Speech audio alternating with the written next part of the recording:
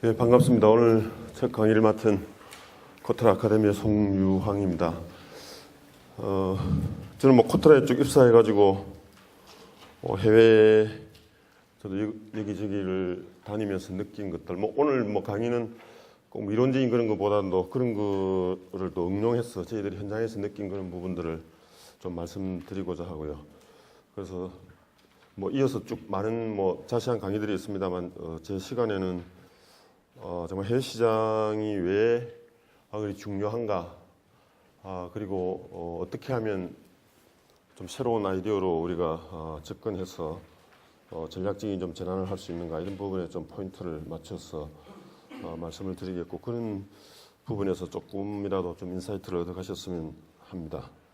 오늘 아침에도 나오면서 제가 뉴스를 보니까 일본이 우리 조선 쪽에 대해 가지고 보조금 지급을 이유로 해가지고 WTO에 제소를 하고, 밤새 또 트럼프 대통령이 유가 더 내려야 된다 그러니까 사우디에서 감산하려다가 다시 정상으로 돌아서 이제 유가가 하루 밤새 7% 떨어지고, 오늘 아침에 또 매경 탑 기사에 보면 녹산공단의 40%가 문을 닫았다 그러고 경제 위기론이 자꾸 많이 나오는 것 같습니다.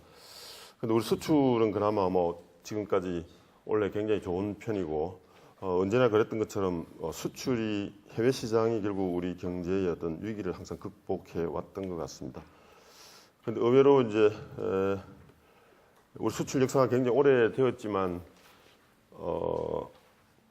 사실 좀 구조적으로 어떤 좀 도약해야 된다는 그런 측면에서 보면 여전히 아쉬운 점이 좀 많이 있고요. 그런 부분들까지 같이 좀 포함해가지고 오늘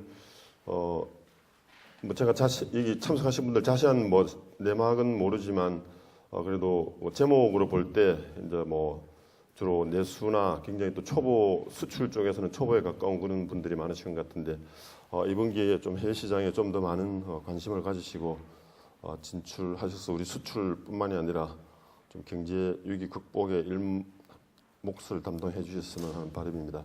사실 영어 격언에 이런 말이 있습니다.